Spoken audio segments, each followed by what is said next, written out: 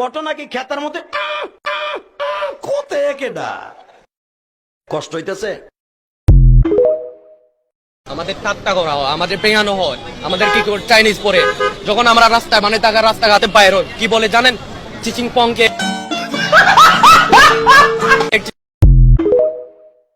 এক নামে চিনে, গোটা বিশ্ব চিনে। বাংলাদেশের জনপ্রিয়তার বিচারে যদি বলি, এক নামে চিনে। নাম কি?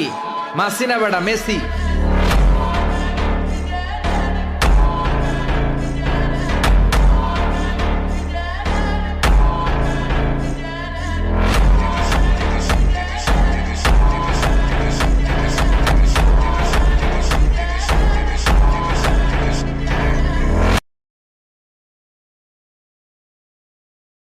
চোখ দিয়ে পানি পড়ার মতো একটি ঘটনা। 3 দিন হলো হজরত মুহাম্মদ সাল্লাল্লাহু আলাইহি ইসলাম মদিনাতে নেই। কেউ জানেন না নবীজি কোথায় আছেন। উমর ফারুক রাদিয়াল্লাহু তাআলা আনহা মুক্ত তরবারি হাতে নিয়ে ঘোষণা দিলেন, যদি নবীজি সাল্লাল্লাহু আলাইহি ইসলামের কোনো কিছু হয় তবে আমি উমর বলছি, মক্কায় একটাও মুনাফিক আস্ত শরীরে থাকবে না। এদিকে আবু বকর রাদিয়াল্লাহু তাআলা আনহা বললেন, থাম ভাই, চল নবীজি সাল্লাল্লাহু আলাইহি ইসলামের তালাশ করি। দুইজন মদিনা থেকে মক্কার উদ্দেশ্যে রওনা হলেন। মরুভূমি পেরিয়ে পাহাড়ের এলাকাতে আসলেন।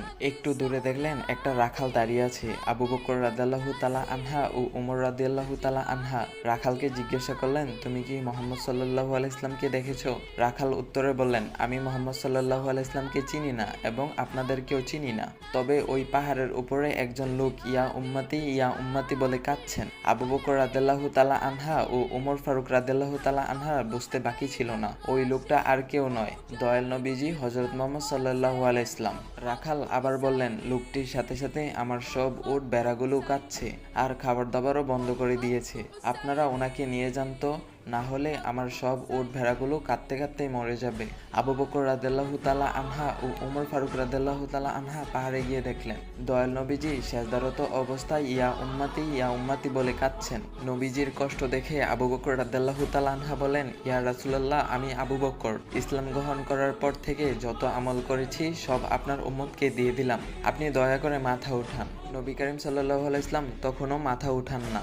এবার উমর ফারুক রাদিয়াল্লাহু তাআলা আনহা বলেন, ইয়া রাসূলুল্লাহ, আমি উমর আপনার মাথা নিতে গিয়ে নিজের মাথা দিয়ে দিয়েছি, সেই আপনার উম্মতের জন্য সব আমল দিয়ে দিলাম। নবীজি তখনও মাথা উঠালেন না। আবু বকর রাদিয়াল্লাহু তাআলা আনহা বলেন, উমর, এভাবে কাজ হবে না। রাসূল সাল্লাল্লাহু আলাইহি ইসলামকে একমাত্র ফাতিমা রাদিয়াল্লাহু তাআলা আনহাই শান্ত করতে পারবে। তারা দুইজন মদিনার দিকে ছুটছেন। পথে হযরত আলী রাদিয়াল্লাহু তাআলা আনহার সাথে দেখা।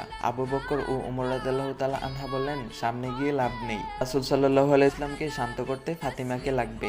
এবার তিনজন মিলে ফাতিমার বাড়ির সামনে আসলেন। আলী রাদিয়াল্লাহু তাআলা আনহা ফাতিমাকে ডাক দিলেন। ফাতিমা বাইরে এসে স্বামীর চেহারা দেখে বললেন, আপনাকে এমন দেখাচ্ছে কেন? তবে কি মক্কার মুশরিকরা আমার আব্বাজানকে মেরে ফেলেছে? হযরত আলী রাদিয়াল্লাহু তাআলা আনহা বললেন, তুমি তাড়াতাড়ি চলো, নবীজি ইয়া উম্মতি বলে কাঁদছেন, মাথা উঠাচ্ছেন না। ফাতিমা দৌড়ে গেলেন, নবীজির কাছে গিয়ে বললেন, আব্বাজান, আপনি সফরে যাওয়ার আগে এবং সফর থেকে ফিরে প্রথমে আমার সাথে দেখা করতেন, আমার সাথে কথা বলতেন, কিন্তু আজ 3 দিন হয়ে গেল আপনার কোনো খোঁজ নেই, আপনি কি আমাকে ভুলে গেছেন? নবীজি তাও মাথা উঠায় না। ফাতিমা রাদিয়াল্লাহু তাআলা বললেন, আব্বাজান, আমি আপনার ফাতেমা, সব নেকি আপনার উম্মতকে দিয়ে দিলাম। নবীজি তাও মাথা উঠায় না।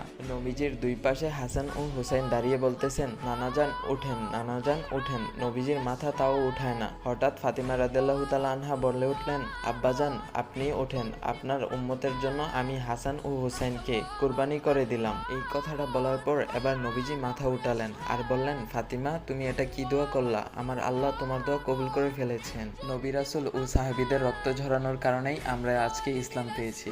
আল্লাহর কাছে লাখো লাখো শুকরিয়া, আল্লাহ তাআলা আমাদেরকে শেষ নবীর উম্মত হিসেবে দুনিয়াতে পাঠিয়েছেন। আল্লাহ তাআলা আমাদের সবাইকে বুঝার তৌফিক দান করুক, সবাই বলি আমিন। তো গাইস, এই ভিডিওটা সবাই শেয়ার করে দিবা আর এমন ইসলামিক ভিডিও পাওয়ার জন্য ভাইয়ের আইডিটা ফলো করে দিবা। ভাইয়ের আইডির নাম হচ্ছে ইসমি নাইম। তো গাইস, নতুন কোনো ইসলামিক ভিডিও আসা পর্যন্ত সবাই ভালো থাকবা। আল্লাহ হাফিজ গাইস।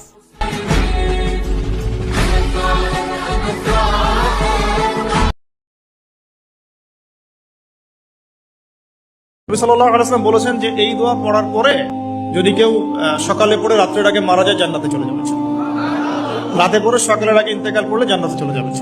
আমার সাথে বলবেন, আল্লাহুম্মা আনতা রাব্বি লা ইলাহা ইল্লা আনতা খালাকতানি আনা আবদুক ওয়া আনা আলা عهدك ووعدك ما استطعت أعوذ بك من شر ما صنعت أبوء لك بنعمتك علي وأبوء بذنبي فاغفر لي فإنه لا يغفر الذنوب إلا أنت. İçimde Allah, dilimde Allah, zikrimde Allah, fikrimde Allah, aklımda Allah, aşkımda Allah, aslımda Allah, kanımda Allah. Hasbi Rabbi Cellallah, ma fi kalbi gayrullah, Nur Muhammed sallallahu la ilahe. আর একটা দোয়া শেখায় দেই ইনশাআল্লাহ। এই দোয়া করলে রিজিক তো বাড়বেই ইনশাআল্লাহ। আপনার যত ঋণ আছে ইনশাআল্লাহ আল্লাহ পাক শোধ করে দিবে। বিশ্বাস করলেন না? এই দোয়া শিখাই দিচ্ছি, এজন্য আমাকে হাদিয়া দেওয়া দরকার। স্পেশালি আমাকে এখন হাদিয়া দেওয়া দরকার। এটা গুরুত্বপূর্ণ দোয়া শিখাই দিচ্ছি। আলী রাদিয়াল্লাহু আনহু বলেছেন, কোন ব্যক্তির যদি পাহাড়ের সমানও ঋণ থাকে, এই দোয়া যদি আমল করে আল্লাহ পাক ওই ঋণও শোধ করে দিবেন ইনশাআল্লাহ। ঋণ কেমন জানেন? ওই যে এখন মানুষ ঋণ নিচ্ছে 1 কোটি টাকা ব্যাংক থেকে, 2 কোটি টাকা ব্যাংক থেকে, হ্যাঁ, কত বছর, 10 বছরের জন্য, 20 বছরের জন্য বাড়ি করছে, তাই না? তার ধারণা এমন যে সে মারা গেলে তার ঋণটা কেউ না কেউ শোধ করে দিবেই দিবে, তাই তো? আর আল্লাহর রসুল কি বলছেন দেখেন, একজন মারা গেছেন, নবী সাল্লাল্লাহু আলাইহি ওয়াসাল্লামের সময় একজন মারা গেছেন। তো নবী করিম সাল্লাল্লাহু আলাইহি ওয়াসাল্লাম বলছেন, এই ব্যক্তির কি কোনো ঋণ আছে? একজন সাহাবী বলেন, হ্যাঁ ইয়া রাসূলুল্লাহ, তো ঋণ আছে। নবীজি বললেন, তোমরা ওর জানাজা পড়ো, আমাকে ডেকো না। তোমরা ওর জানাজা পড়ে নাও, আমি জানাজা পড়তে চাচ্ছি না। আমি এখন কেমন করে আপনাকে বুঝাবো ঋণ কত ভয়ঙ্কর জিনিস? আপনি যে ব্যাংক থেকে 3-4 কোটি টাকার লোন নিয়ে রাখছেন, লাখ লাখ টাকা লোন নিয়ে বসে আছেন, দিব্যি সুখে বসে আছেন, এমন চিন্তায় যে আপনার মৌত হবে না। আর নবী সাল্লাল্লাহু আলাইহি ওয়াসাল্লামের সময়ে একজন মারা যাচ্ছেন, তিনি বলছেন তোমরা জানাজা পড়ে নাও, আমি জানাজা পড়তে চাচ্ছি না। মানে ঋণগ্রস্ত ব্যক্তির জানাজাও তিনি পড়তেন না। তারপরে একজন এসে বললেন, ইয়া রাসূলুল্লাহ, আমি তার ঋণ শোধ করে দিব, তার যা ঋণ আছে আমি শোধ করে দিব। তখন নবী এসে জানাজা পড়লেন সাল্লাল্লাহু আলাইহি ওয়াসাল্লাম। তো আপনার এই কোটি কোটি টাকা ঋণ শোধ করার লোক তো রেডি আছে নাকি? আছে না? সমস্যা নেই, আপনার জানাজা পড়া হবে, আপনার মিলাদও হবে, আপনার একটা বড়সড় দোয়াও হবে ইনশাআল্লাহ। কিন্তু আল্লাহ পাক বলেছেন, শহীদ আল্লাহর পথে যুদ্ধ করে শহীদ হয়েছে, এই ব্যক্তির আত্মাও ঝুলে থাকে যতক্ষণ পর্যন্ত না তার ঋণটা শোধ করা হয়। এবার বলেন আমি কি বুঝাবো আপনাকে? আর কিছু বলতে হবে? তো এখন সেই দোয়া শিখাচ্ছি আপনাদেরকে, যে দোয়া শিখলে আপনারা ঋণ থেকে বাঁচবেন ইনশাআল্লাহ। কত দিবেন বলেন? আচ্ছা, হ্যাঁ, এই তো শুকরিয়া। দোয়া করবেন যেন আল্লাহ পাকের দিনটাকে আল্লাহর জমিনে প্রতিষ্ঠা করতে পারি। আমার সাথে বলেন, দোয়াটা হচ্ছে, আল্লাহুম্মা ইকফিনি বিহালালিকা আন হারামিকা ওয়া আগনিনি বিফদলিকা আম্মান সিওয়াকা।